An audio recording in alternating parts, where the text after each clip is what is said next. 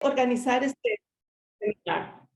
Este en realidad es parte de una serie de 3 webinares que hemos realizado sobre energía, Latinoamérica y China. ¿Y por qué sobre energía? El tema energético realmente es fundamental, no solamente en el contexto de la crisis climática que estamos viviendo en el planeta, y el hecho de que los gobiernos deben tomar acción para poder enfrentar esta crisis y tiene que ver mucho con las decisiones que tomen en cuanto al abastecimiento energético. Por otro lado, el tema energético ha estado siempre en el corazón de las relaciones entre China y América Latina.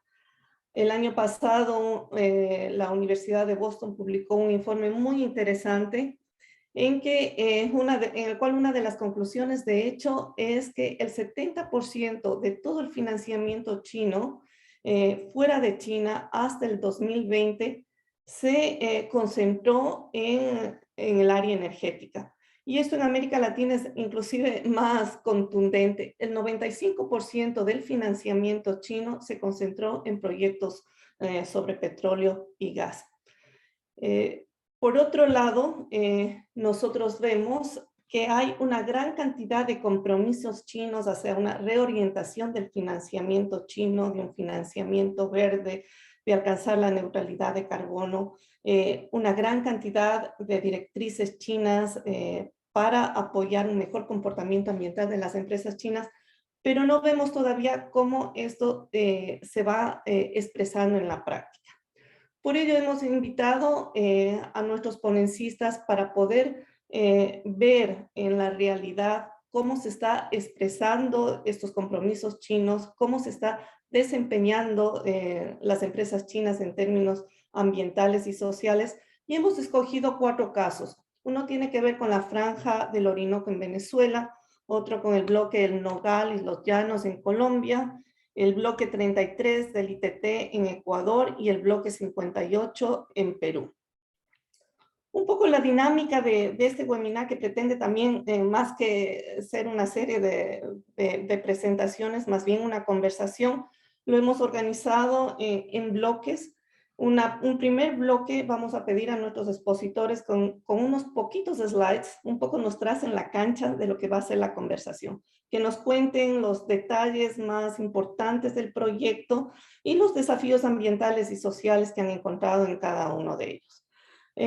Para eso les voy a pedir que vayamos un poco de norte a sur, primero Venezuela, luego Colombia, Ecuador y Perú, y que cada ponente le dé la palabra al siguiente en cuanto termine. Cada persona tiene más o menos unos 4 minutos, así que por favor estar atentos del tiempo y nos ahorramos mis intervenciones para poder hacer más rápido esta primera parte. Luego tenemos más o menos unos 30-35 minutos en que vamos a conversar. Desde las hemos preparado algunas preguntas para nuestros ponencistas, buscando un poco obtener sus observaciones, sus aprendizajes de su trabajo, de su investigación. Tendremos a continuación unos 10 minutos en que Diana nos compartirá algunos temas de contexto de los proyectos petroleros, de la intervención de China en este sector en América Latina. Y vamos a terminar con unos 15 minutos que vamos a dedicar a preguntas y respuestas. Así que a las personas que nos acompañan, les pedimos que por favor, durante las charlas, en el momento que surja alguna pregunta, por favor lo pongan en el Q&A del chat, que indiquen su nombre, la organización a la que pertenecen y la persona a la que está dirigida la pregunta. Entonces, sin más, yo quisiera darle la palabra para empezar a Carlos Eduardo y luego, por favor, le das la palabra a David y así sucesivamente. Muchísimas gracias. Muchísimas gracias, Paulina. Paso a compartir rápidamente mi presentación. Me avisan cuando ya se pueda ver. Bueno, básicamente, gracias nuevamente por la invitación. Vamos a hacer lo más rápido posible para hablar un poco sobre la participación de China en el sector petrolero venezolano. Los puntos a tratar son básicamente una breve descripción de China en el sector petrolero venezolano, los préstamos dirigidos a la producción petrolera, las inversiones directas que se realizaron específicamente en la faja petrolífera del Orinoco y un caso puntual sobre el tema que nos ocupa en esta presentación, que es un accidente que ocurrió en el complejo El Morichal y cómo se desenvolvieron los diferentes actores. En el occidente de Venezuela está este complejo. Bueno, básicamente, puntos rápidos, las primeras inversiones de China en el sector petrolero venezolano datan de la década de los 90, cuando se invirtió en una tecnología llamada Orimulsión, luego en la conformación de 4 empresas mixtas desde el 2007 hasta la actualidad, contratos de compraventa de hidrocarburos, préstamos dirigidos a la producción petrolera, préstamos por petróleo, y bueno, el contexto actual de las inversiones chinas se basa un poco en el sector petrolero, se basa un poco en el tema de las sanciones, el embargo de Estados Unidos en contra de Venezuela, que ha limitado un poco estas inversiones. Y bueno, básicamente la empresa que ha participado en términos generales, porque ya la mayoría de los proyectos chinos en Venezuela son proyectos en tierra, ha sido la CNPC, la Corporación Nacional de Petróleo de China. Acá brevemente vemos un esquema con los préstamos realizados al sector petrolero. Básicamente los realizó el Banco de Desarrollo de China, y entre 2008 y 2016, ahí perdónenme la temporalidad del título, abarcaron más o menos 14.700 millones de dólares para la producción petrolera en los pozos venezolanos. Acá está una gráfica donde podamos ver en rojo cuáles fueron esos proyectos, esos préstamos dirigidos al sector petrolero. Los otros fueron préstamos dirigidos a proyectos de infraestructura, pero no es el caso que nos ocupa el día de hoy. Acá tenemos una explicación corta sobre las empresas mixtas, las inversiones directas realizadas por empresas chinas. Cabe destacar que en el caso de Venezuela se realizó a través de una figura de empresas mixtas, porque eso es como lo estipula la Ley Orgánica de Hidrocarburos de 2006, aprobada por Hugo Chávez, que nacionalizó la parte de la producción y exploración de petróleo.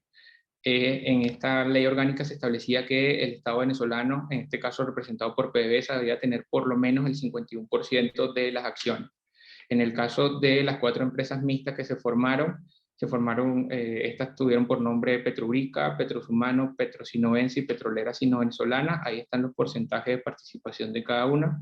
En la mayoría de los casos son de 60-40, en el caso de Sinoense 51-49 y en el caso de Petro Sino-Venezolana 75-25. Acá me faltó colocar el monto de la inversión estimada. Esta se estima en 3.500 millones de dólares en alrededor de estas 4 empresas mixtas. La verdad, me excuso un poco, Paulina, no soy experto en tema de hacer mapas, pero bueno, también quería mostrarles un mapa de lo que es la faja petrolífera del Orinoco. La faja petrolífera del Orinoco es una extensión de territorio que se encuentra en el suroccidente de Venezuela. Hasta este momento es el reservorio más grande del mundo en términos de reservas probadas de petróleo. Y las empresas chinas a las que les hice referencia se encuentran en los bloques que ven acá. La faja está dividida en 4 grandes bloques. Las empresas chinas tienen participación en los bloques, en uno de los bloques de Junín, en otros 2 bloques de Ayacucho y en un bloque en la parte de Carabobo. Básicamente quisiera hablarles de un caso puntual del tema de la gobernanza socioambiental. Lo haré rápidamente, Paulina. En el año 2020, diversos medios de comunicación informaron sobre un incendio y un derrame petrolero, un complejo operacional en el occidente de Venezuela, muy cercano a la faja petrolífera del Orinoco, llamado El Morichal.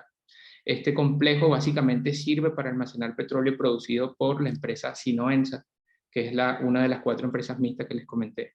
Las informaciones sobre este hecho se dieron a conocer gracias a un sindicalista llamado Eury Girot, y al mismo tiempo se dio un tema de un hermetismo por parte de PDVSA y sus empresas socias. En el 2019 incluso Girot ya había hecho denuncias sobre la empresa CNPC, sobre presuntos accidentes laborales en las instalaciones de estas empresas mixtas. En esa ocasión, en el 2019, este sindicalista dijo textualmente que el presidente de CNPC era un asesino de trabajadores. Pues nos cabe destacar que luego, entre noviembre de 2020 y abril de 2022, el gobierno venezolano encarceló a este sindicalista y él mismo fue liberado en abril de este año gracias a una intermediación de la Organización Internacional del Trabajo. Entonces finalizo mi primera intervención. Estas son unas imágenes que conseguí en internet, algunas publicadas en Twitter por algunos diputados de la oposición venezolana. Acá se puede ver las consecuencias del derrame que ocurrió en este complejo. y acá otras imágenes que fueron filtradas, porque digamos, hay cierto hermetismo por parte de PDVSA en este sentido. Entonces, bueno, con eso concluyo mi presentación introductoria y le cedo la palabra al compañero David.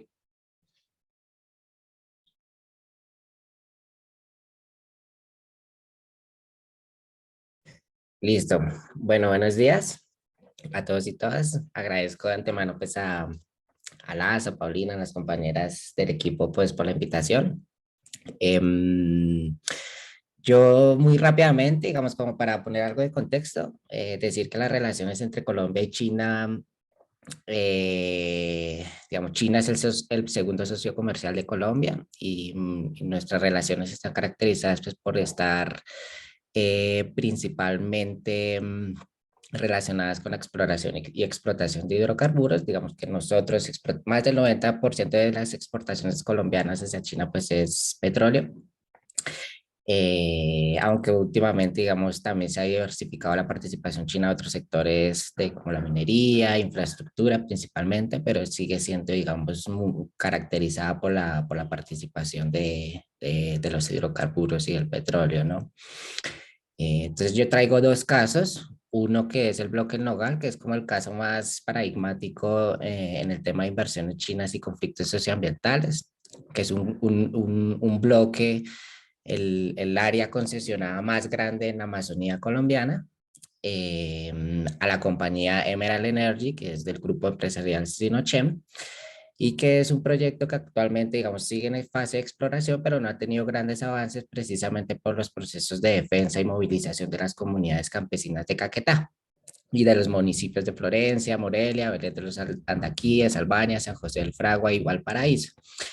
Particularmente la organización de las comisiones por la vida del agua, que ha planteado un discurso de defensa de la Amazonía y de plantear modelos de desarrollo no extractivistas o anti-extractivistas para la Amazonía. Y este caso, digamos, fue un caso paradigmático en ese sentido. Precisamente representó una movilización en contra del proyecto, en contra de la realización, por tres conflictos. Primero, por la insuficiencia y debilidad de los estudios socioambientales. Hubo muchas críticas a los estudios de impacto ambiental que presentó la empresa por sus vacíos y por la no identificación de impactos principalmente en humedales y en ecosistemas de agua en el departamento. El uso de la fuerza para implementar el proyecto. Este es un caso, digamos, que hubo mucha represión y persecución a los líderes, lideresas que se oponían al proyecto, y la no realización de la consulta previa, libre e informada, y esto por el no reconocimiento a la presencia de comunidades y pueblos indígenas que estaban en la zona del proyecto. En Colombia, el Ministerio del Interior tiene que expedir un certificado de presencia o no presencia de comunidades étnicas en el territorio. Inicialmente habían expedido un certificado que reconocía que habían unas poblaciones indígenas allí. Luego sacaron otra donde ya decían que no habían comunidades étnicas en el proyecto, ¿no? Y el segundo caso lo traigo también porque me parece que tuvo un gran impacto a nivel nacional, que es el bloque Llano 69, que es de la empresa Mansa Robar, que es mitad capital chino, mitad capital indio. De la parte china pertenece a Sinopec. Y este fue un caso interesante porque en Colombia muchos movimientos sociales que se oponían a proyectos de exploración de hidrocarburos o minería realizaron consultas populares para decidir si querían o no querían los proyectos en sus territorios. Este fue un caso donde la consulta popular de Cumaral, las comunidades votaron, si no estoy más del 90% de las comunidades dijeron no al proyecto, pero luego la empresa demandó el proceso de consulta popular. La Corte Constitucional terminó, digamos, limitando la participación política de las comunidades a nivel nacional, de todas las consultas populares que se habían hecho, pero digamos, este fue el caso, digamos, que desencadenó ello. Y, digamos, desestimó el resultado de la consulta. Igual el proyecto no ha avanzado, precisamente también por las movilizaciones que se han realizado. Pero me parece significativo en ese sentido, precisamente porque las comunidades usaron un mecanismo constitucional de participación política para decir que no querían el proyecto, pero luego, tras una demanda y movidas de la empresa, pues la consulta fue desestimada hasta el momento. No se sabe qué va a pasar ahora con el nuevo gobierno, pero este es un poco el este. Y esos son, digamos, como los casos que yo quería traer. Aquí traigo como brevemente el mapa donde están ubicados, el bloque llanos más hacia el centro del país y el bloque en lugar ya en la Amazonía colombiana. Y entonces por eso le daría pase a mi compañera Sofía. Hola, buenos días con todos, todas. Muchísimas gracias por la invitación y qué gusto poder compartir ahora con ustedes este espacio. Voy a compartir mi pantalla. Yo les voy a traer ahora un caso bueno, que se viene trabajando con algunos colectivos sociales y es bastante histórico, dado que se da en una zona bastante sensible de la Amazonía ecuatoriana, en el Parque Yasuní ITT, que ha sido bastante controversial, pero que ahora contamos con la presencia de una empresa china, ¿no? Y además que sobre todo se da en torno al campus Pingoa, que está dentro del bloque 43, y que justamente constituye el territorio de vida de los pueblos en aislamiento voluntario Taragaer y Taromenane. La asignación a este proceso de explotación petrolera se da en un entorno en el que estamos hablando que en Ecuador uno de los principales prestamistas de deuda bilateral es China, y además que tiene particularidades singulares, que la deuda que tiene Ecuador con China se da mediante esta figura de prestación, digamos, de venta anticipada de petróleo, lo que le obliga al generar estos procesos de contratación y al intensificar sus actividades petroleras. Y lo que se viene a dar es que ahora en el contexto, a pesar de que esa deuda fue adquirida, sobre todo en el gobierno de Rafael Correa, lo que se viene a dar es que el gobierno ecuatoriano ahora establece nuevos compromisos con nuevas empresas y ahora se va asignado este campo petrolero a la compañía china National Petroleum Corporation, que es una empresa además que ya tiene trayectoria de vulneración hacia los pueblos indígenas y a la naturaleza. De hecho, en el informe que nosotros desarrollamos sobre el examen periódico universal de China, ya evidenciamos que anteriormente en la misma Amazonía ecuatoriana existen proyectos en bloques petroleros que ya han tenido varias evidencias sobre la vulneración al ambiente sano, a la consulta previa libre informada, y además que incurren en zonas altamente sensibles. Ahora, dentro de esto, quisiera como comentarles que dónde está ubicado este proyecto. Justamente está en el Parque Nacional Yasuní. ¿Por qué es tan sensible este proceso? El Parque Nacional Yasuní es un parque que ha sido considerado una de las zonas de importancia biológica por su concentración de especies, de naturaleza, y además porque ha sido una zona especial donde no ha sido afectada por las glaciaciones. Entonces además se lo considera como un laboratorio viviente para entender los procesos físicos, climáticos de la Tierra, ¿no? También, como les comentaba, una de las situaciones sensibles es que aquí se encuentra en esta zona, la zona intangible, que es de los pueblos en aislamiento voluntario Tagaer y Taromenane, y que justamente la asignación de explotación del proyecto está a 1 kilómetro de la zona de amortiguamiento donde están estos pueblos de vida. De hecho, ustedes aquí pueden ver cómo la plataforma A, donde justamente se va a dar este proceso de explotación, justamente está a 1 kilómetro de donde están estos pueblos. ¿Qué es lo que ocurre con esto?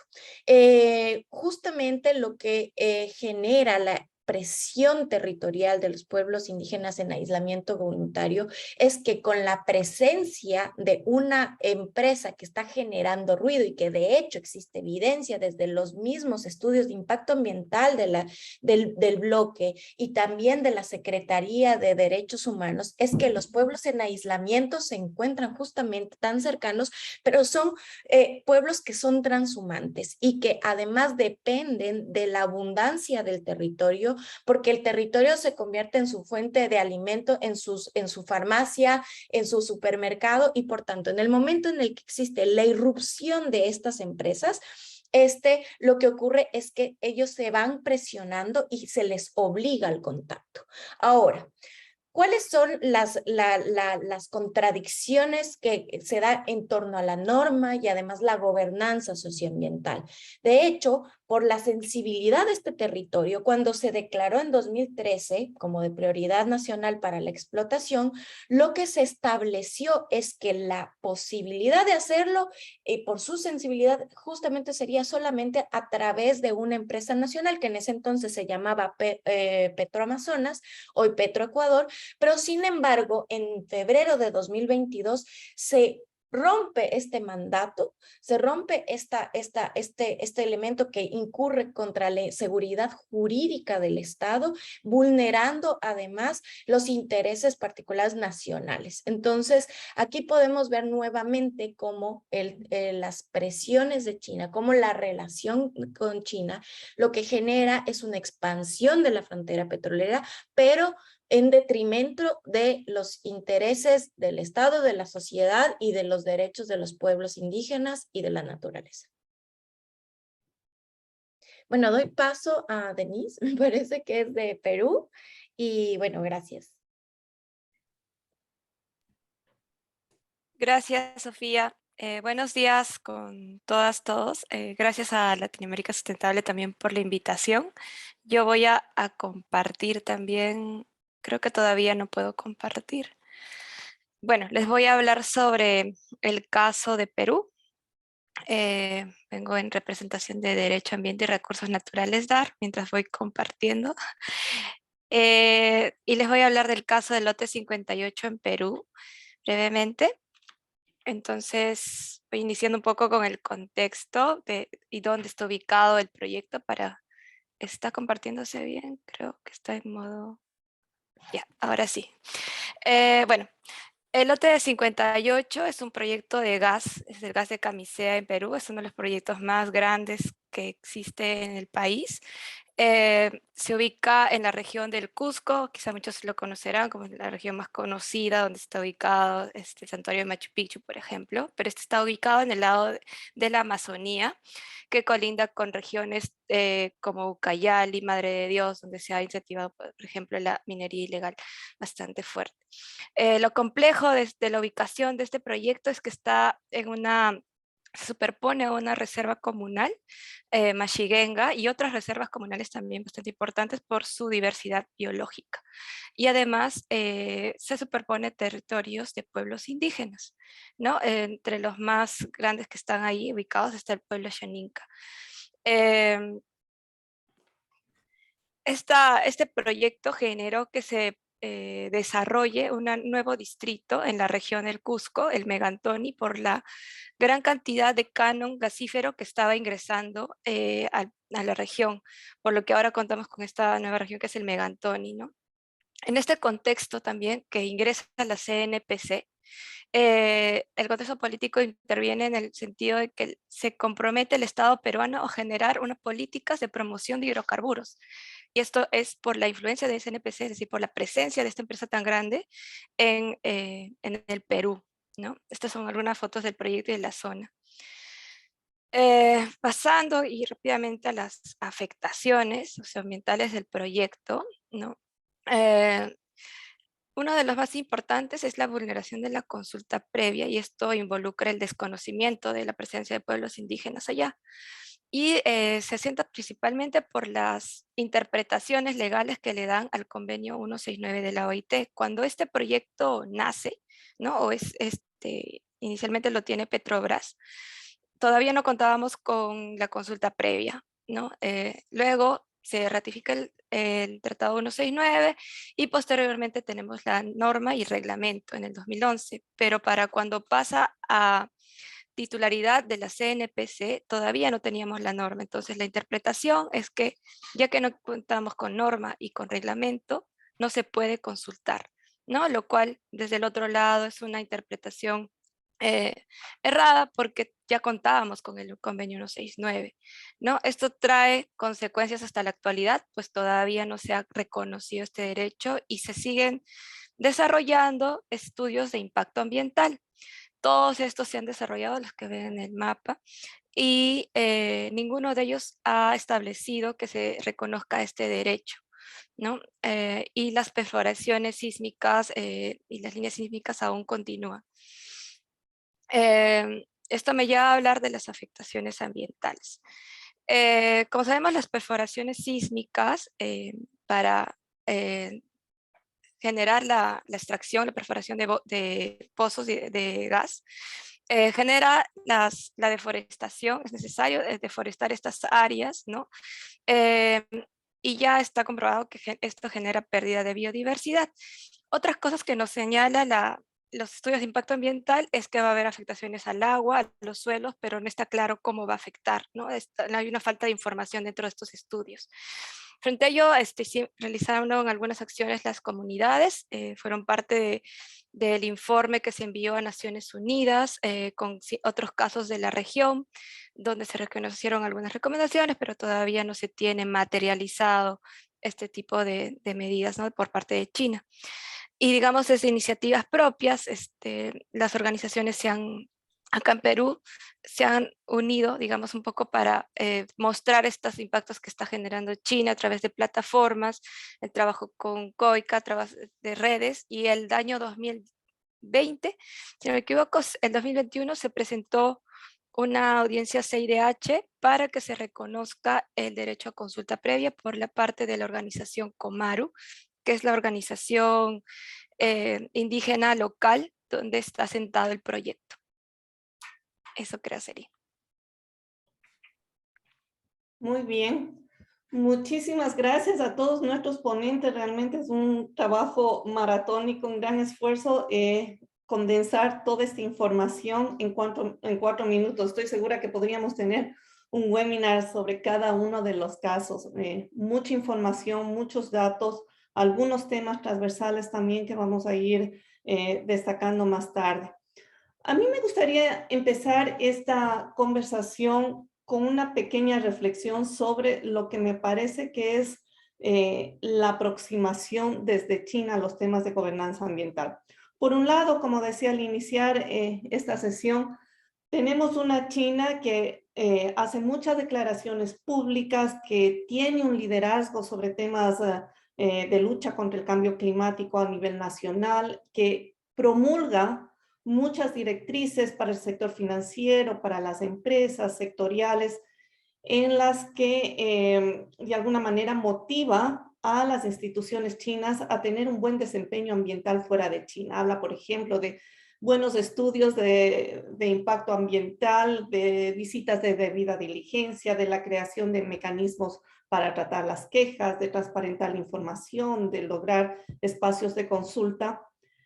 Pero por otro lado, lo que vemos también a través de estos proyectos es que muchos de estos aspectos son falencias en las prácticas de gobernanza ambiental. Y lo que hemos escuchado recurrentemente de varios investigadores y de las propias empresas es lo que nosotros llamamos una aproximación de deferencia, donde China dice: yo soy el operador, yo soy el financista, pero quien supervisa, controla, ejecuta, norma es el Estado. Es decir, no se plasma este reconocimiento que nosotros vemos en lo declarativo de que hay una responsabilidad del financista y del contratista en la práctica.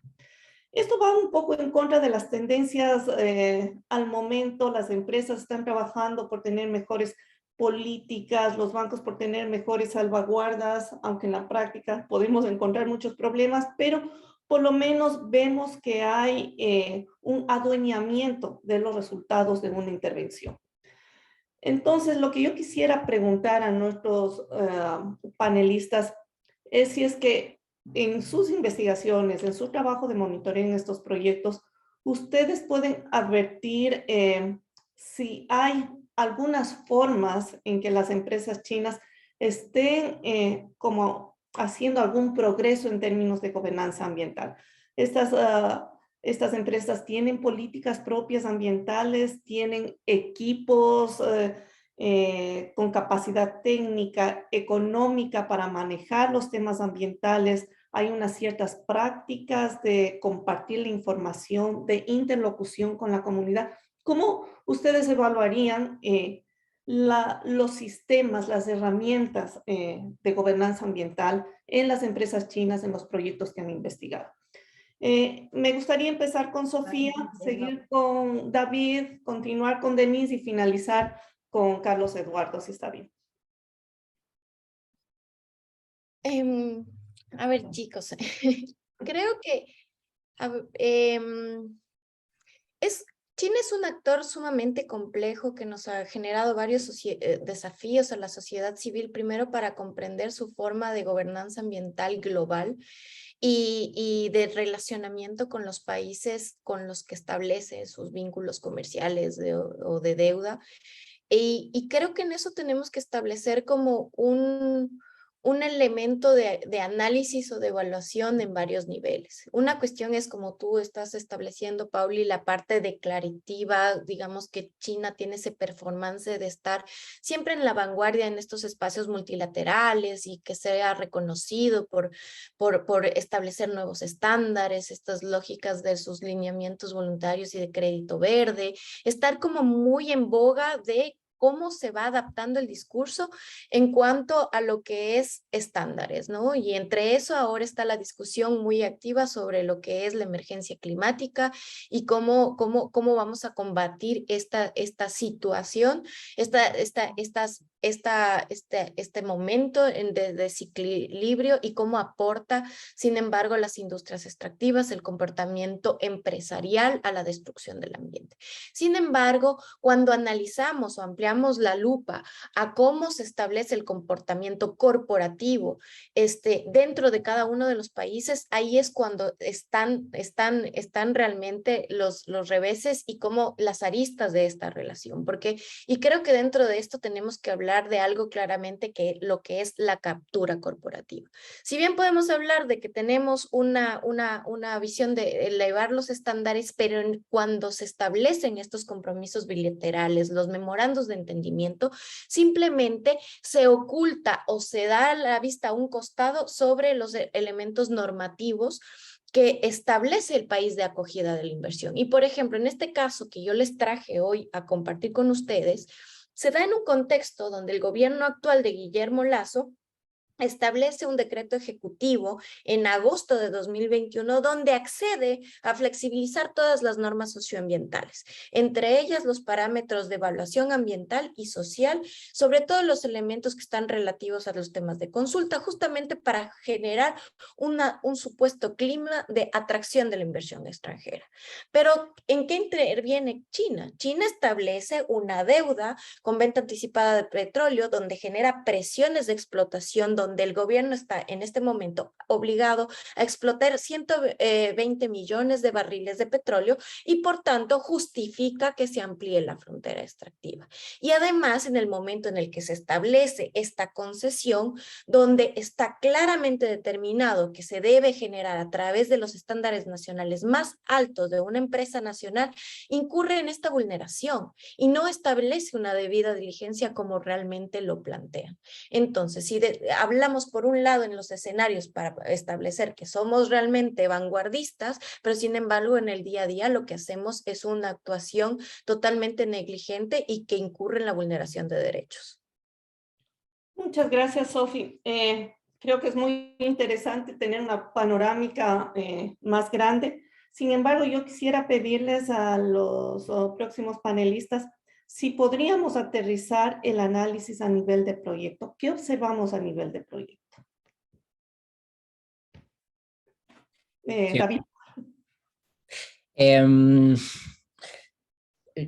Yo empezaría diciendo que no hemos encontrado, digamos, una actitud proactiva, o si lo comparamos con otros casos de otras empresas petroleras de otros capitales o locales, en términos de gobernanza ambiental y social o de mejores formas o sistemas de gestión ambiental y social desde las empresas.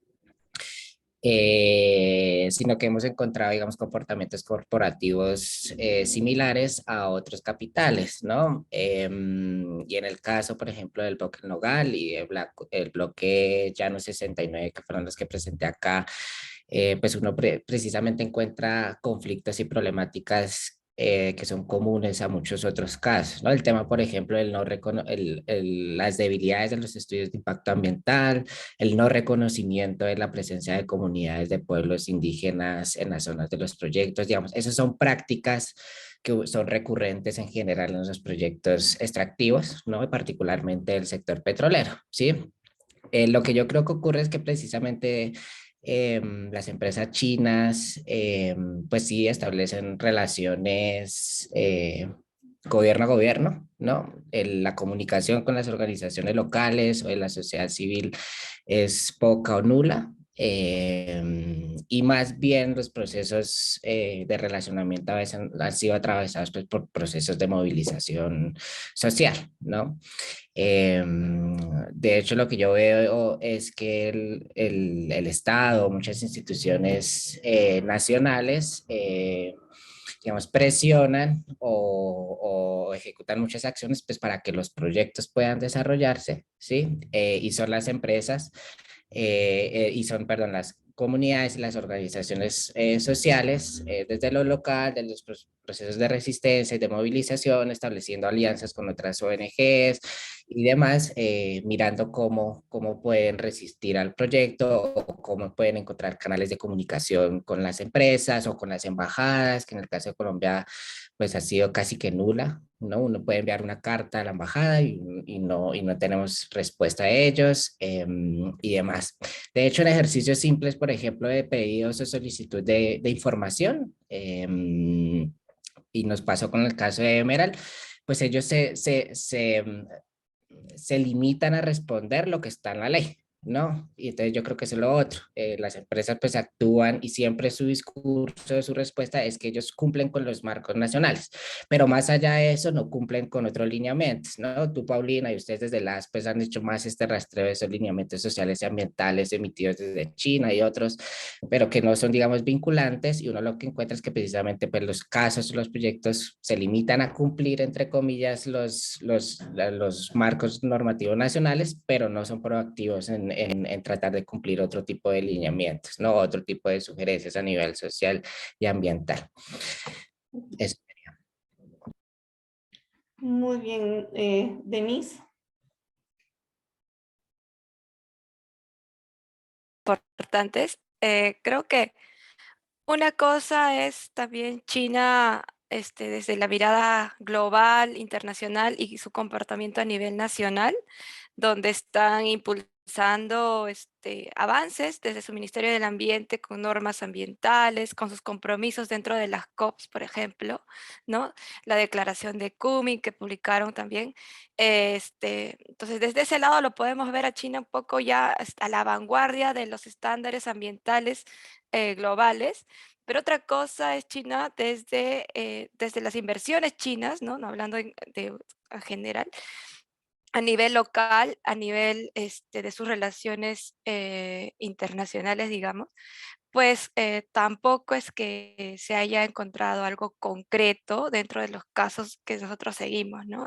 Concretamente en el lote 58, desde que se inició, las observaciones que se han dado, no se han dado mayores cambios, y creo que aquí también el rol y el papel del Estado es clave para que sirva de intermediario en ese afán de que China conozca la situación social, ambiental que se tiene a nivel local, ¿no? Porque mucho se dice que China no ha generado muchos cambios, que se limita también a lo nacional o lo extranjero, porque son cuestiones culturales, cuestiones ya de estructura del mismo gobierno de China, pero, por ejemplo, el convenio 169 de la OIT es una norma de conocimiento internacional. Entonces, esto de las limitaciones culturales creo que es relativo, ¿no? Se puede ir más allá, China puede ir más allá de esas limitaciones y se puede tratar de generar mayores cambios.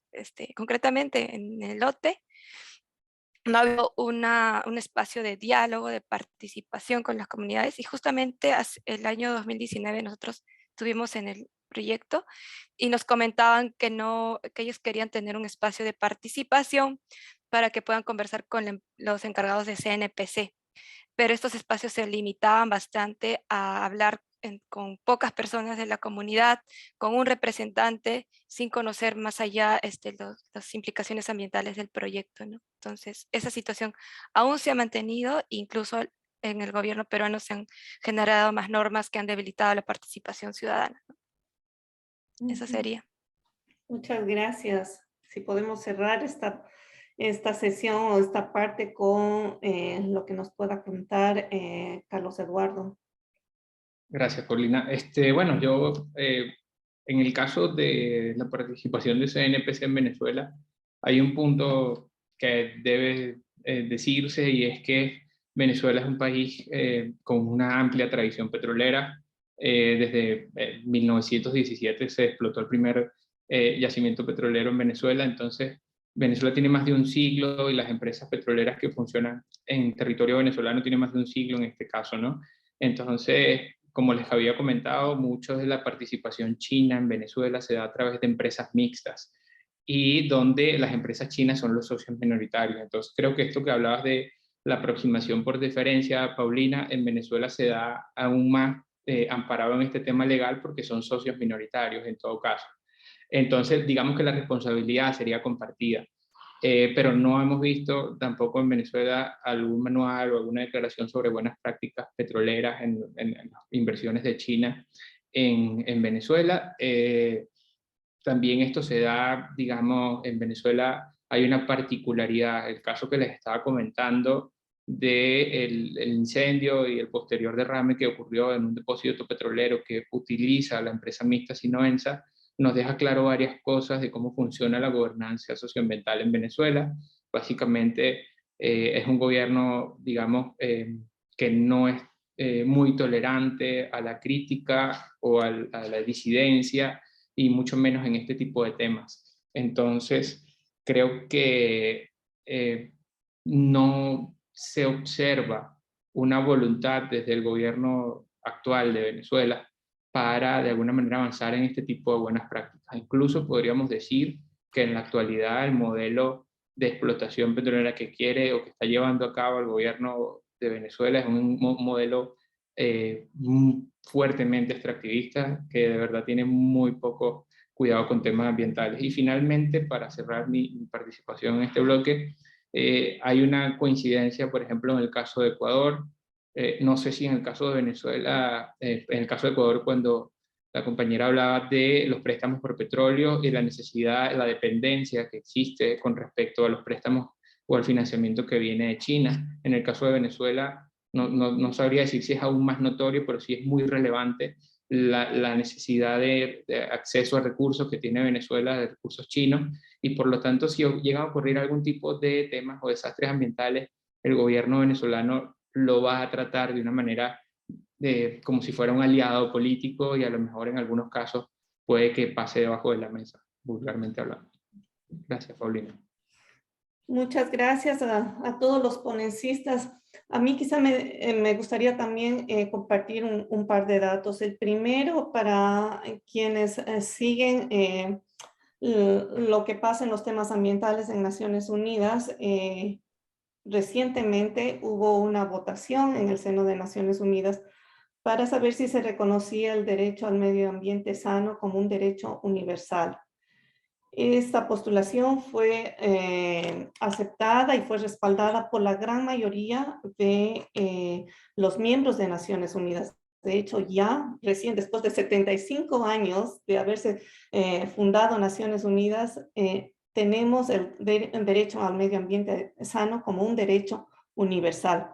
Sin embargo, hubieron 8 o 9 países que se abstuvieron, y uno de ellos fue China, lo que para nosotros fue una noticia bastante triste, porque sin China y con el importante papel que tiene en el financiamiento, en la cooperación internacional, en la lucha del cambio climático, sin el respaldo de China, no vemos realmente la posibilidad de una emergencia de un multilateralismo ambiental en Naciones Unidas.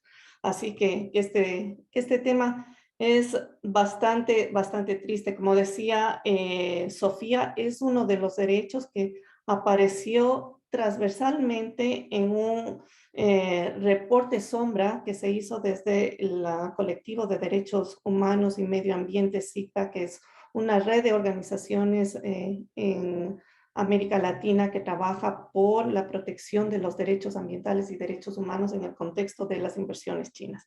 Este tema salió transversal en todos los casos, y el hecho de que China no lo haya reconocido como un derecho universal es bastante preocupante.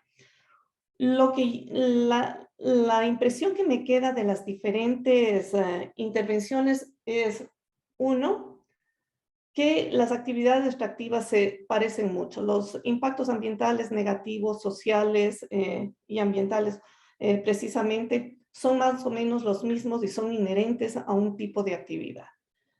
Pero lo que es diferente es la posibilidad que tienen las comunidades locales, las organizaciones de la sociedad civil, de tratar los conflictos con las entidades chinas. La embajada no responde, la empresa no tiene una cultura, no tiene unos sistemas para tratar estos problemas, y por lo tanto los conflictos tienden también a agudizarse. Me parece que esa es una diferencia importante. A mí me gustaría saber si en alguno de los casos, y esto lo dejo un poco para ver si alguien se anima a contarnos sobre alguna acción específica en alguno de los proyectos que se haya llevado adelante concretamente hacia una entidad china, sea la empresa, sea la embajada, sean entidades reguladores fuera de China.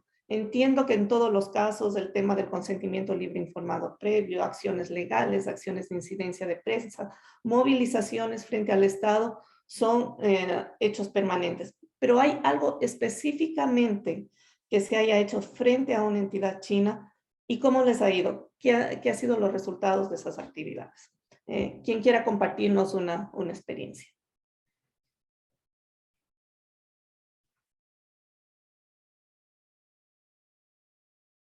Sofía. Bueno, específicamente sobre el caso de Xpingo, nosotros estamos en un momento inicial, dado que el caso está bastante temprano, en febrero de este año. Sin embargo, yo creo que podría, como de alguna manera, compartir la experiencia que hemos tenido en todos estos años de hacer incidencia entre las instituciones chinas, de denunciar los proyectos y las vulneraciones, tanto en el sector petrolero como minero, y cómo afecta esto a la vulneración de derechos.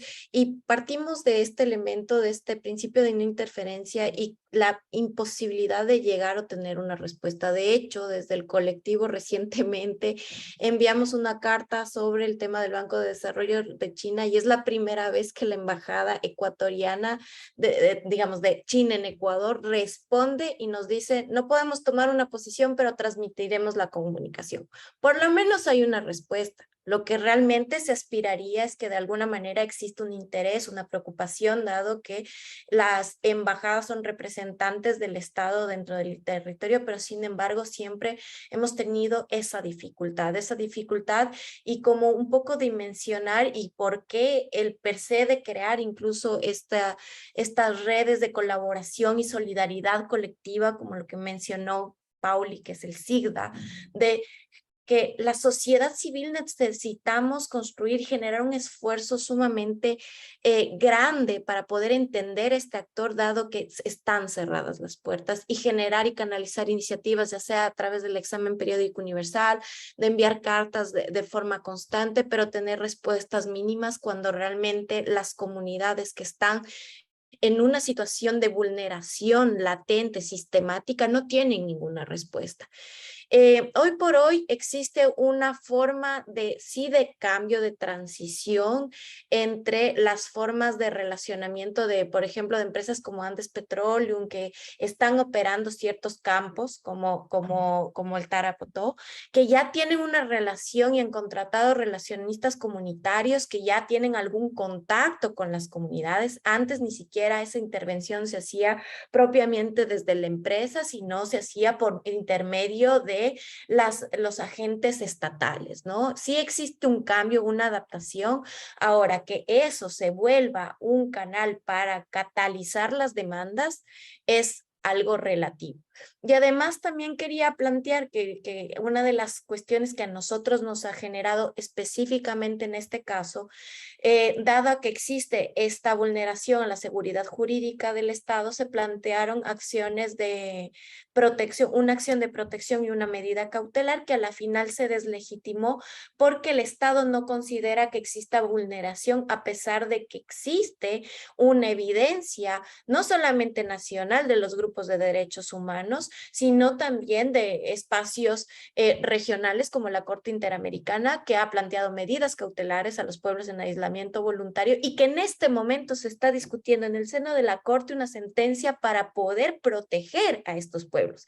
Y el estudio de impacto ambiental te dice que está a 1 kilómetro de distancia de la zona intangible y que el ruido simplemente lo que hace es transgredir ese espacio. Entonces, en ese sentido, yo creo que existen experiencias muy frustrantes, aunque somos constantes y siempre estamos abriendo espacios de incidencia, pero de alguna forma es muy digamos, nos plantea varios desafíos a la sociedad civil porque son muy limitados, escasas respuestas y además que también vemos que los sistemas de justicia responden a estas presiones que son por parte de esta influencia económica indebida que existe en nuestros países.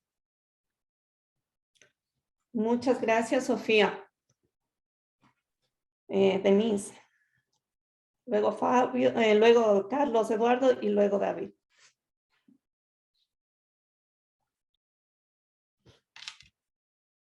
Se va también un poco similar a lo de Sofía.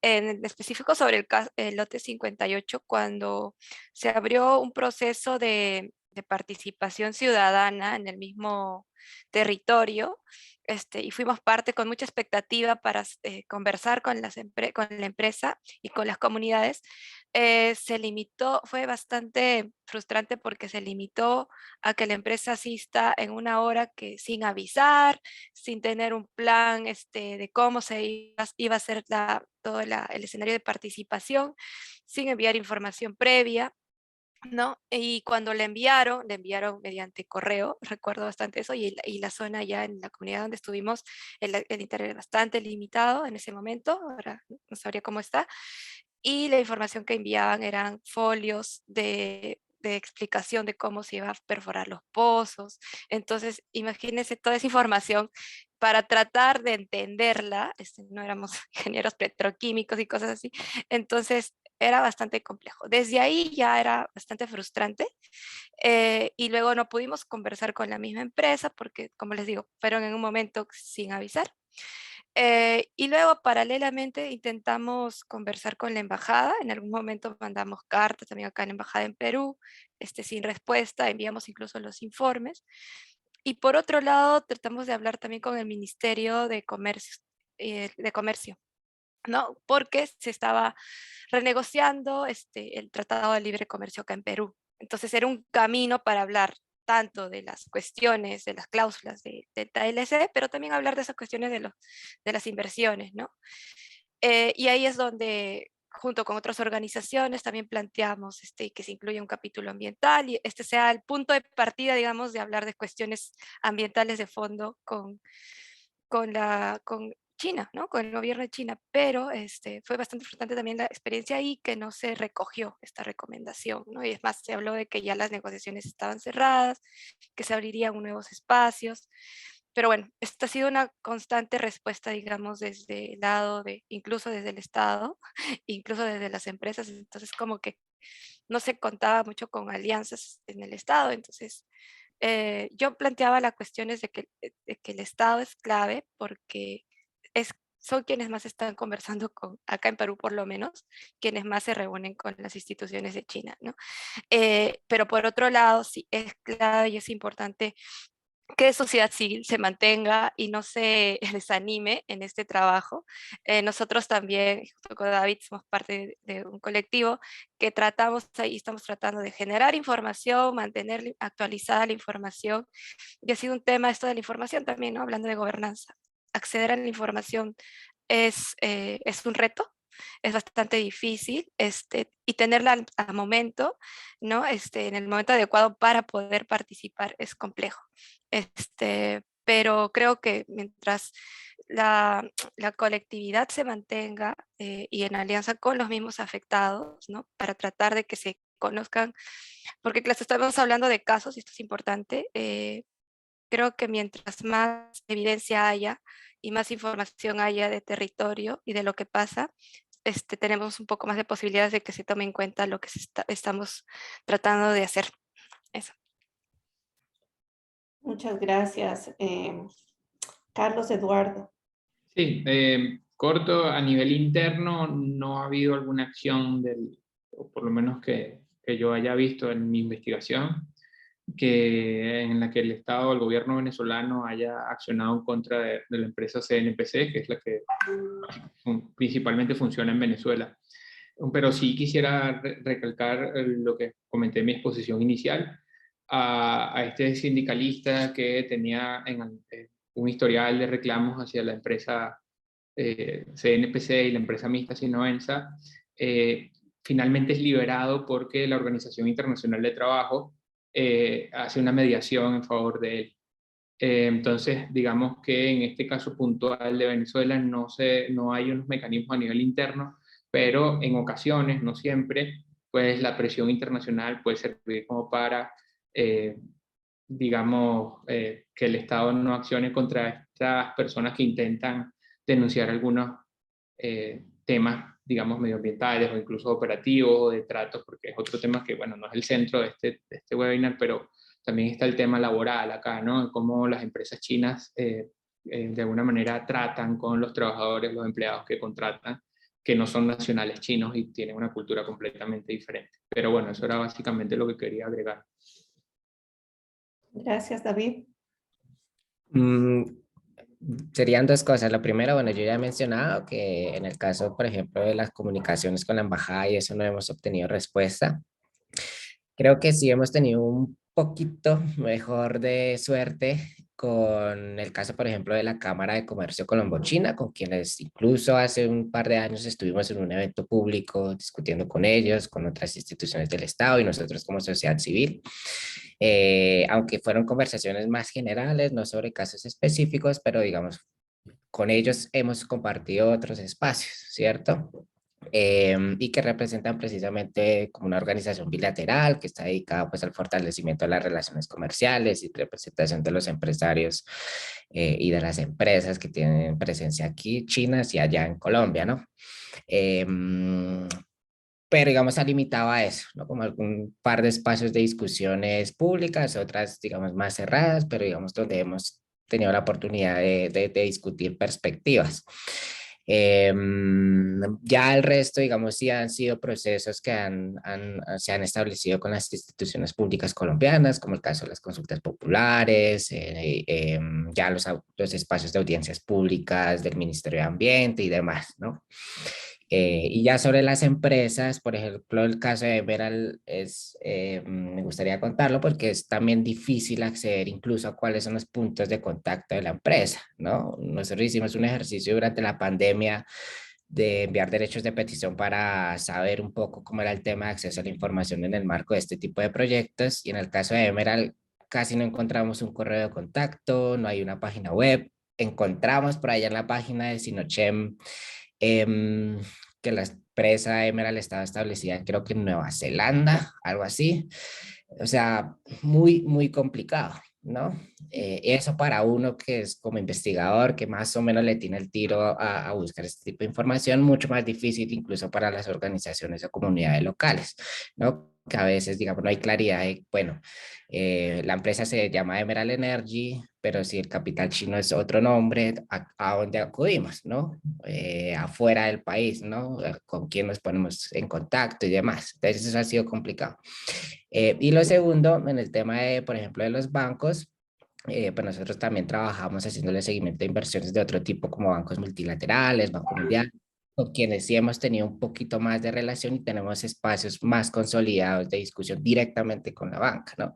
En el caso de la banca china no es así, pues porque no están estos espacios, por ejemplo, de rendición de cuenta, los mecanismos de rendición de cuenta, y pues ahí sí que es igual, ¿no? No hay espacios de discusión donde podamos nosotros tener una interlocución directa, ¿no? Y entonces el resto, digamos, desde Ambiente y Sociedad, pues sí han sido más campañas de comunicación, donde hacemos el llamado a los actores chinos, a las empresas, a los bancos, a las embajadas, otros espacios como lo del examen periódico universal, donde ustedes ya han comentado, donde también ha sido, digamos, un espacio de incidencia, pero más de ese estilo, ¿no? Con otros intermediarios o con otros actores que también participen y demás. Y, bueno, y quizá también en medios de comunicación y academia. Nosotros, como no hemos tenido suerte directamente con los actores chinos, pues hemos tratado de tener acercamiento, por ejemplo, con sectores de la academia que sí tienen más participación en espacios con embajada o con otros actores chinos, y tratar por ahí también de que sea otra vía para enviar pues los mensajes y reclamaciones que hemos tenido. Muchísimas gracias a todos. Recogiendo un poco las palabras de Denise, de que no nos desanimemos, yo creo que esto es muy importante. Tenemos nosotros relaciones que también hemos construido a través de los años. Nuestro proyecto tiene casi 10 años de existencia y esto nos ha permitido relacionarnos igual con la academia, con ONGs en China. Antes de la pandemia teníamos oportunidad de tener un contacto más cercano. Ahora con la pandemia y además porque el espacio cívico en China se ha reducido aún más, estos intercambios son más difíciles para todos, ¿no? Sin embargo, tenemos algunos testimonios de fuentes muy confiables de que las cartas se leen, los reportes se leen. Entonces, yo creo que es muy importante que continuamos este trabajo desde las diferentes organizaciones, redes en América Latina, porque China es un actor demasiado grande, demasiado importante en todos los diferentes frentes, ambiental, sustentabilidad, financiero, democracia, relaciones internacionales, como para dejarles suelto. No es desconocer la importancia y el rol fiscalizador del Estado, pero sí es reconocer que China tiene muchísima influencia sobre los gobiernos que manejan nuestros estados y nuestros países, ¿no es cierto? Y para dar como dos evidencias de que los informes y las cartas se leen, primero compartir con ustedes una buena noticia, que es la promulgación de un nuevo lineamiento. La Directriz de Finanzas Verdes se promulgó en junio pasado, y aquí ya se menciona el hecho de que los bancos, las entidades financieras, deberían crear mecanismos de queja. Y tiene un poquito más de dientes esta regulación, porque a pesar de que generalmente son voluntarias, exige algunos métodos de reporte sobre el accionar de las entidades bancarias. Y ahora sabemos también que este mecanismo y esta directriz está inspirada en gran parte por esas cartas que han llegado a la Comisión de Regulación de la Banca China desde América Latina, desde Asia y desde África. Entonces, yo creo que es un motivo importante para reconocer que nuestro trabajo está dando algún resultado. Ahora, otro tema importante que también nos han informado de buena fuente es que China se está preparando para el próximo examen periódico universal, para el cuarto examen periódico universal.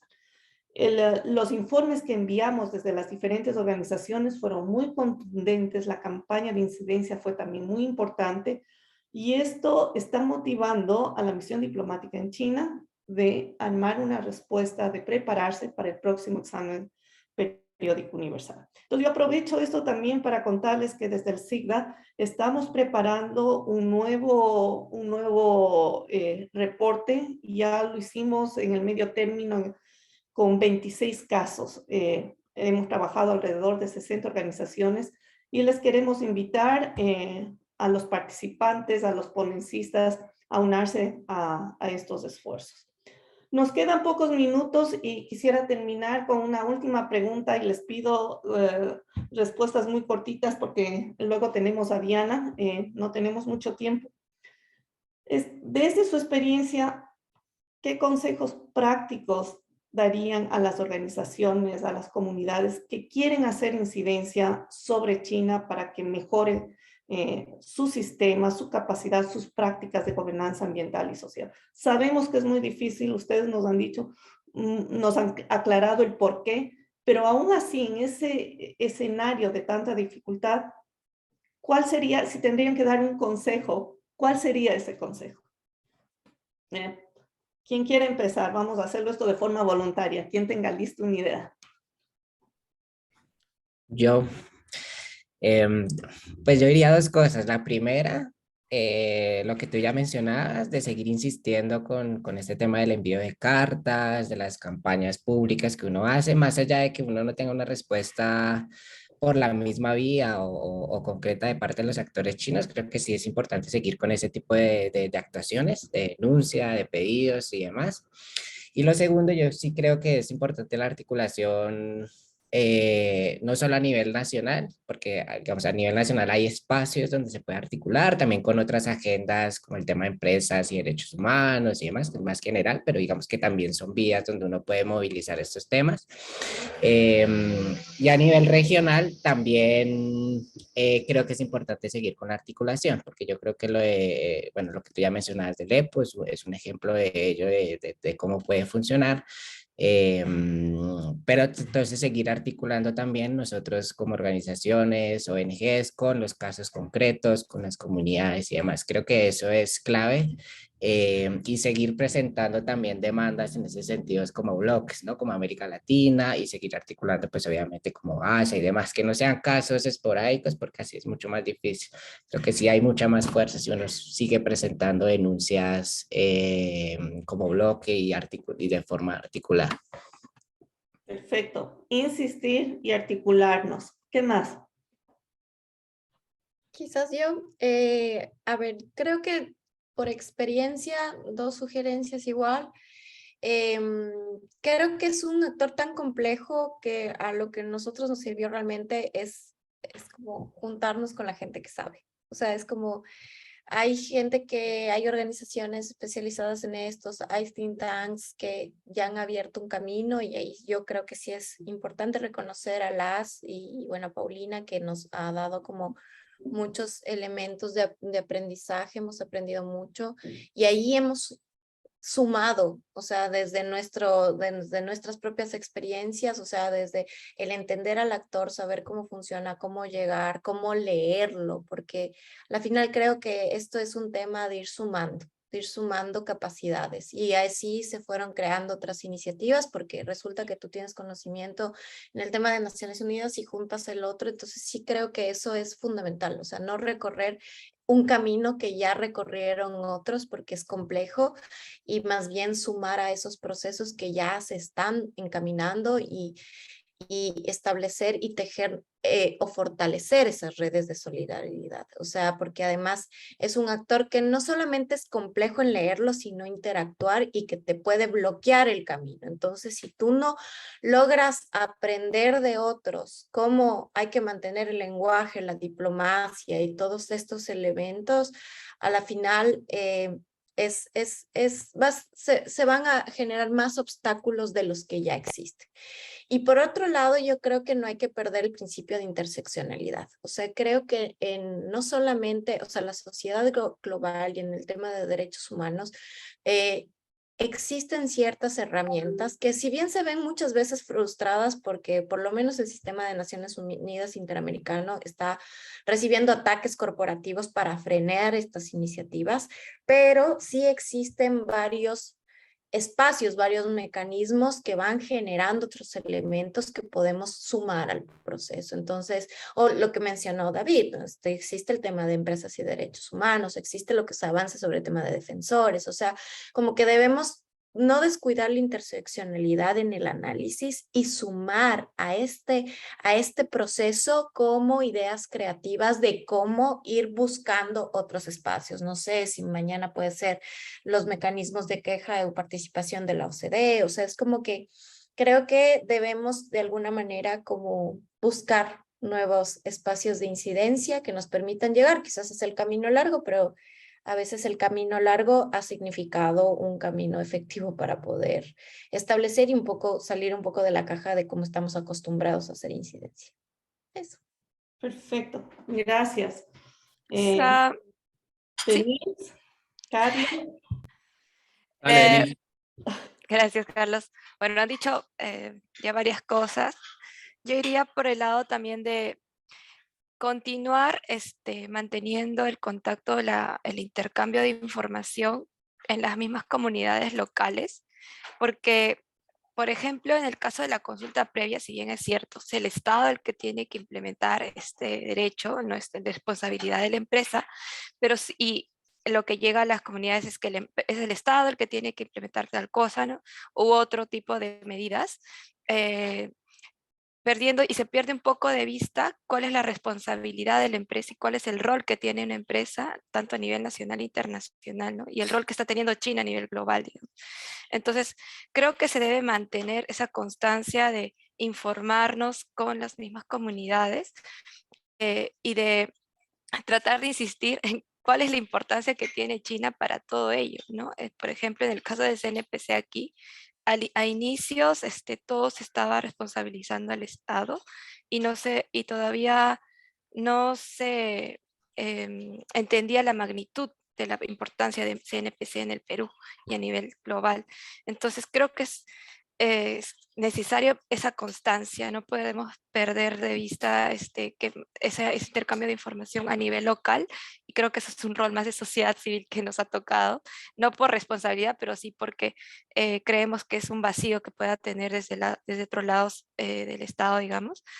Eso por un lado, y complementar que sí hay diferentes canales donde podemos ir y mantener ese carácter regional es potente, ¿no? Porque aisladamente, por casos, quizás un poco más difícil, pero tenemos a Naciones Unidas, los canales de Naciones Unidas, tenemos los canales de CIDH, y ver otros caminos, ¿no? Por ejemplo, nosotros estamos viendo también ir con esta agenda, con estas demandas en la COP de diversidad biológica, ¿no? Porque ahí China tiene un rol importante, entonces, y donde se compromete.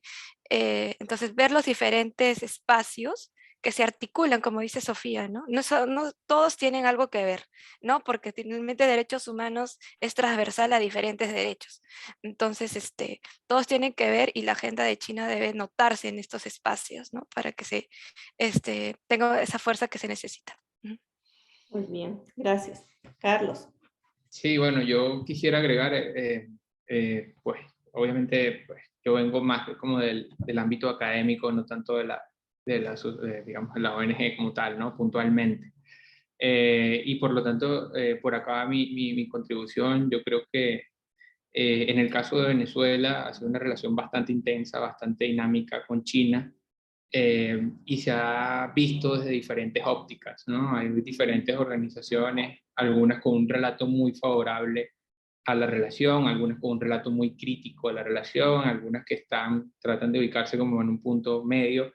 Yo creo que eh, para sensibilizar, digamos, si puede ser la palabra, a estas empresas chinas, por ejemplo, particularmente las que participan en el sector petrolero venezolano, pero también hay otras, por ejemplo, en el sector minero, es simplemente hacerles ver que no se les está criticando por criticar, que no necesariamente su participación es vista de una manera negativa. Yo creo que a partir de ahí se puede construir un enfoque, digamos, constructivo, diciéndole, mira, eres bienvenido, puedes participar en el país, estamos muy agradecidos de que inviertas en nuestro país, pero hay ciertas normas, convenciones mínimas que creemos que deben seguir. Esto no solo va a hacerte más productivo a ti, sino te va a dar una mejor imagen a nivel internacional.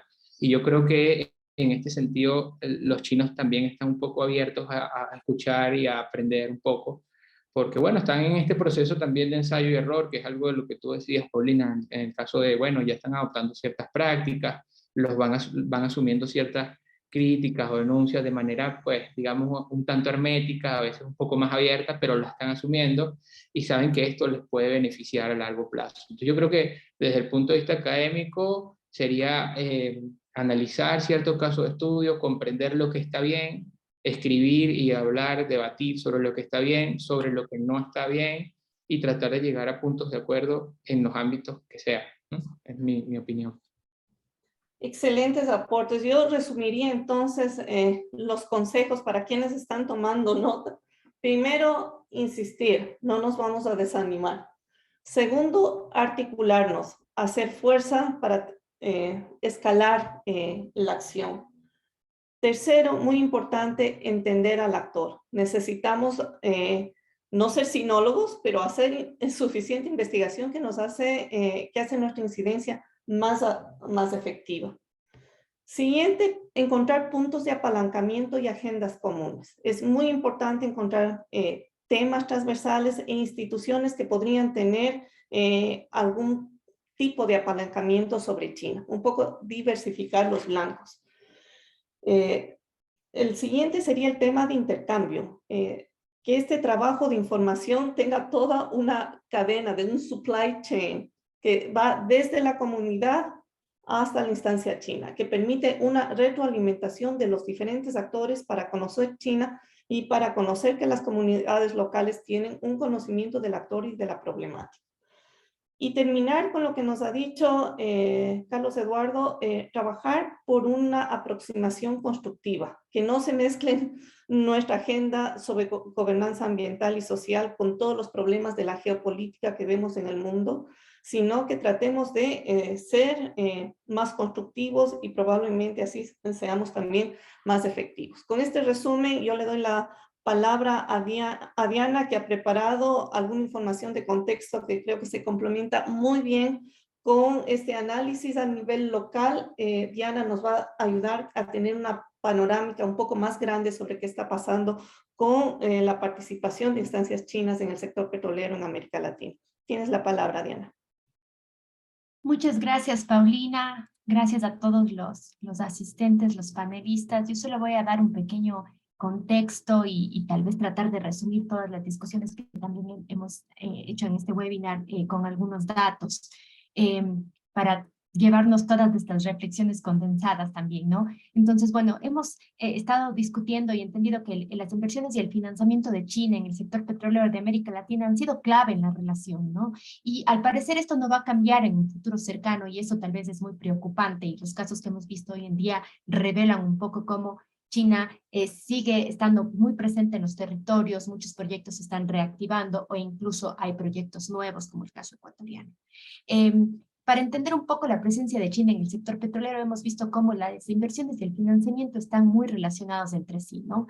Entonces, las empresas chinas más importantes en el territorio latinoamericano han sido sobre todo CNPC, Sinopec, CNOOC, también están Sinochem y muchas filiales o subsidiarias de estas mismas empresas principales que están desde los años 90 en nuestros países con mucha fuerza, pero a partir del 2006 empiezan a tener una presencia muy importante en diferentes concesiones y adquisiciones petroleras.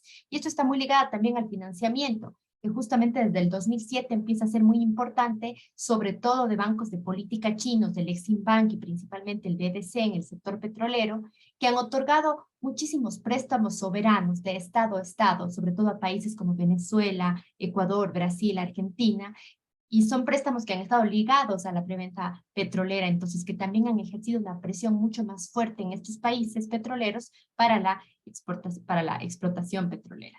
Algo interesante es que a partir del 2020 estos préstamos políticos soberanos han ido disminuyendo de la banca de política y más bien han crecido y empiezan a ser importantes los préstamos de la banca comercial, que ya no están dirigidos a estados, a gobiernos, sino que más bien van dirigidos a empresas chinas que están entrando o que están operando en la región y son préstamos más comerciales que se dirigen hacia las inversiones o hacia las adquisiciones propiamente dichas. Aquí tenemos solo unos datos, una muestra de esa presencia China a través de concesiones y adquisiciones petroleras en la región. No son todos los casos, no están todos los países, pero sí nos dan una referencia clara de esa gran presencia de las empresas en nuestros territorios, ¿no? Entonces aquí podemos ver los casos que ya hemos analizado en Colombia, en Venezuela, en Perú y en Ecuador. Otros casos interesantes también que podemos mencionar, por ejemplo, son los recientes concesiones de Bucios y Aram en Brasil, que son concesiones en aguas profundas y que se dieron recién en el 2020 y 2021.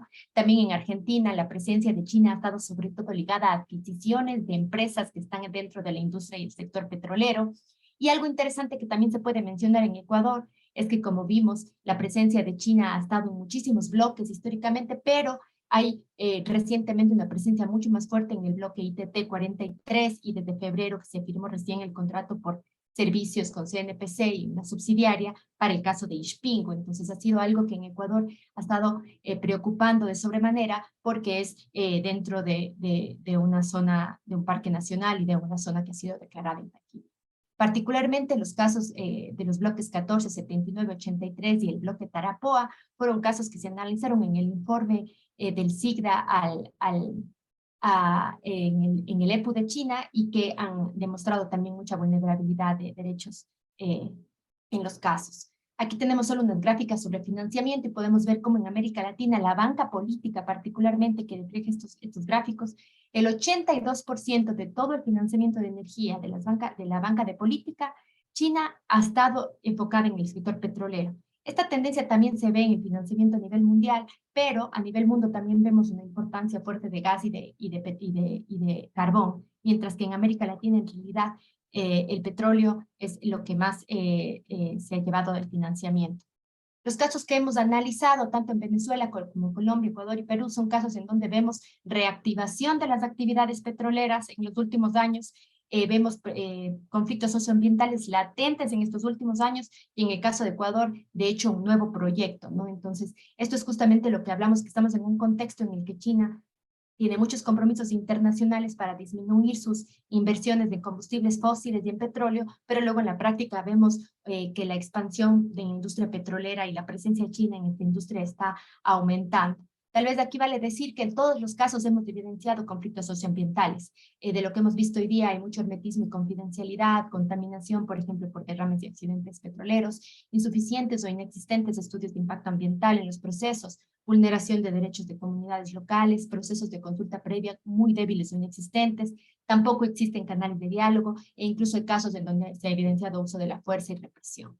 Entonces, también las operaciones chinas en todos estos casos analizados se han dado por diferentes canales y eso también estamos viendo en los últimos años una diversificación. Si antes se daba sobre todo a través de concesiones, hoy también vemos muchísimas adquisiciones de empresas mixtas y sobre todo contratos de servicios, que es, por ejemplo, el caso del último proyecto petrolero de China en Ecuador. Y finalmente aquí una línea de tiempo donde podemos evidenciar todos estos lineamientos de los que hemos estado hablando a lo largo del webinar.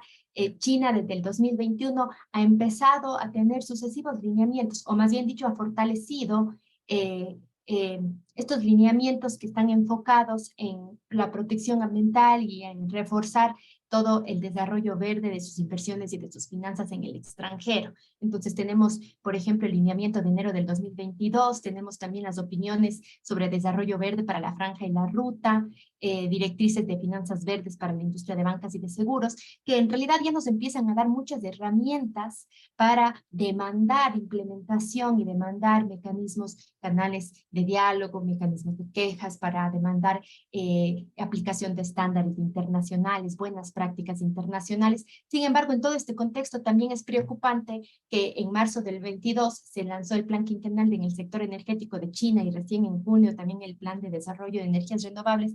Y en estos dos planes, aunque se habla de la importancia de reducir las inversiones en combustibles fósiles, también se habla de que se prioriza en China el tema de energía, de seguridad energética y que de hecho se va hasta el 2030 a consolidar y a fortalecer las inversiones en petróleo. Entonces eso es algo que preocupa porque a nivel internacional sabemos que los 8 siguientes años son claves en la lucha contra el cambio climático y más bien China es un país que ha dicho que hasta el 2030 sus inversiones y su financiamiento en petróleo seguirán siendo prioritarios. Entonces esto es un poco el contexto de contradicciones y reflexiones en el que quisiera terminar. Gracias. Muchísimas gracias, Diana. Otro tema que podríamos tener un webinar solamente para discutir los temas que nos han planteado. Dan para mucho análisis, conversación.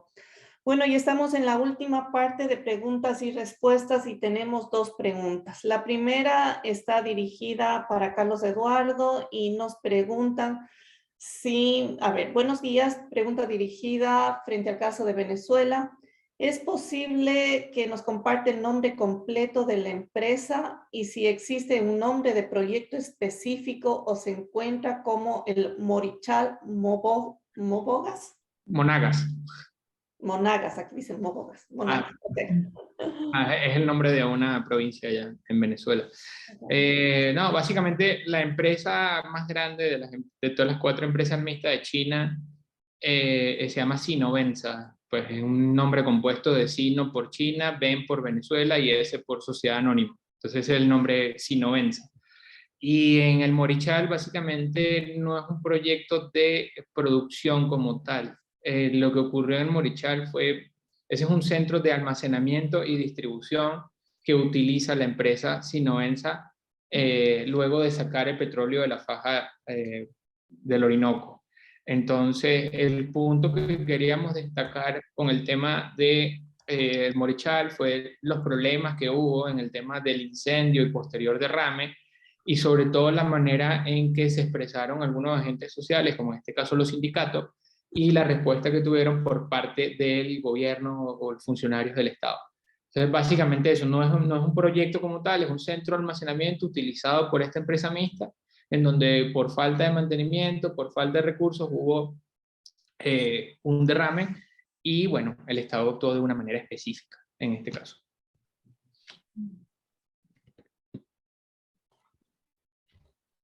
Muy bien, muchas gracias. Hay otra pregunta de Flavio Montiel de International Rivers y también la pregunta es para Carlos. En el caso del accidente de Morichal, ¿hubo un estudio o informe sobre los impactos sociales y ambientales en la región? ¿Cuál es la postura del gobierno venezolano? Bueno, Flavio, en primer momento no se conoció un informe, por lo menos no se hizo público. Al momento de realizar esta presentación, esta investigación, no conseguimos ningún informe que se haya hecho público. Probablemente a nivel interno en PDVSA se habrá hecho algún tipo de estudio o se habrá abordado este tema, porque pues, evidentemente es un centro de almacenamiento, disculpen, un centro de almacenamiento importante. ¿Cuál es la segunda parte de la pregunta? ¿Cuál es la postura del gobierno venezolano? Bueno, te recuerdo un poco que para entender la postura del gobierno venezolano hay que entender dos cosas. Una, las características del gobierno venezolano con respecto a cómo maneja este tipo de crisis. Es un tema más, digamos, hermético, que el gobierno no intenta darle tanta trascendencia, pero también hay que tomar en cuenta lo que era el contexto político en el 2020, año en el que se da este derrame. El gobierno de Nicolás Maduro andaba en un proceso de pugna, lucha a nivel nacional e internacional con la creación de un gobierno interino. Estaba el tema de la pandemia y digamos que este tema, aunque es importante, pasó a un segundo plano. El gobierno quiso que fuera así, pero también era un tema que estaba en un segundo plano. Entonces, públicamente no se dieron declaraciones, o por lo menos hasta el momento en que hacemos esta presentación no vimos declaraciones directas de algún funcionario. La información sobre este caso puntual del Morichal se dio a través de las denuncias de los sindicalistas y a través de medios de comunicación, digamos, que no son tan afines al gobierno venezolano. Muy bien. Muchísimas gracias. Y tenemos una última pregunta y comentarios de nuestro querido amigo Benjamín Cruzfeld. Él es un sinólogo alemán que habla y ha vivido en China, también en Colombia, y muy preocupado por los temas ambientales también. Él trabaja actualmente con la Universidad del Pacífico. Y nos dice, muy valiosa información, con mucho detalle. Muchas gracias. Veo una gran maduración en el trabajo de las ONGs locales en su relación con las empresas chinas. Como han señalado, es clave conversar en privado con ejecutivos chinos, obviamente en chino, no entrando con demandas, pero en busca de diálogo. y también conversar con académicos en China. Hasta aquí su comentario. Luego, unas preguntas. ¿Por qué no involucran a sinólogos quienes conocen más allá del idioma, algo más de las estructuras políticas y sectoriales chinas? Otra pregunta es ¿qué tanto sirve el enfoque en China a solas? Recién se pinta la perspectiva que CNPC Perú podría vender varios bloques de explotación petrolera a una empresa canadiense, otro país que tiene un récord problemático en este sector. Yo voy a responder la primera pregunta porque creo que nos corresponde como organizadores del evento. ¿Por qué no involucran a sinólogos quienes conocen más allá del idioma, algo más de las estructuras políticas y sectoriales? Bueno, Benjamín, hemos invitado varias veces a sinólogos, te hemos invitado a ti mismo a una cantidad de eventos y la última recuerdo a una de nuestras sesiones de las horas del TEC, que es justamente una serie de sesiones para entender y para poder mejorar nuestra comprensión y nuestras estrategias de defensa ambiental en torno a China. Y de hecho hemos invitado a personas de China que viven en China, fuera de China, a personas que han iniciado este trabajo con el deseo de influenciar a China antes que nosotros. Estamos en un proceso de constante aprendizaje y seguramente nos falta hacer más, pero hemos tomado en cuenta este súper importante consejo y esperamos en el futuro poder hacer más para mejorar nuestro aprendizaje. De hecho, era lo que nos planteaba Sofía. Necesitamos entender mejor al actor. La segunda pregunta le voy a pedir a Denise que nos ayude porque toma como ejemplo el Perú. Y la pregunta es, ¿qué tanto sirve el enfoque en China solas? Recién se pinta la perspectiva que una empresa canadiense, otro país que tiene un récord problemático en ese sector. ¿Qué podrías decir a Benjamín, Denise? Bueno, justo tratando de responder la pregunta, es una discusión que ya venimos también conversando, que no se estudia a China o no seguimos a China solo porque, bueno, se nos ocurrió y es un inversor al que queremos incidir, ¿no? Hay muchas diferencias entre China y otros países, pero sí le doy la razón en que es necesario comparar con cómo están invirtiendo otros países, ¿no? Porque aquí también hay empresas mineras con inversión de Australia, y mineras con inversión de Canadá, que han generado impactos también y que es necesario compararlos. No es que solamente China sea el único país, sus inversiones sean las únicas que han generado este tipo de impactos. El tema es cuánto diálogo hemos tenido con estas empresas y cuántos espacios de conversación, de incidencia, de intercambio de información se ha tenido con estos países, ¿no? Por ejemplo, en el caso en Europa, se ha implementado incluso en el marco del TLC europeo, se implementaron espacios de diálogo para lograr conversar con las empresas mismas, ¿no? Pero en el caso de China, no. Entonces, quizá por eso se mantiene un poco, yo no lo diría aislado, sino más bien tratar de que sea específico, ¿no? De ver las diferencias y en base a esas diferencias tratar de estudiar y conocer también a China, porque creo que ya vamos varios años, pero todavía estamos en el proceso de entender y conocer a China de manera interna incluso, ¿no? Nosotros recuerdo hace un año tratamos de hacer un estudio sobre la normativa ambiental y social de China para conocer, porque nos hablaban de esa perspectiva diferente, esos aspectos culturales, estructurales diferentes que tenían hacia América Latina, por lo cual no podíamos entenderlos bien. Entonces, creo que eso es, ¿no? O sea, necesitamos conocerlo mejor.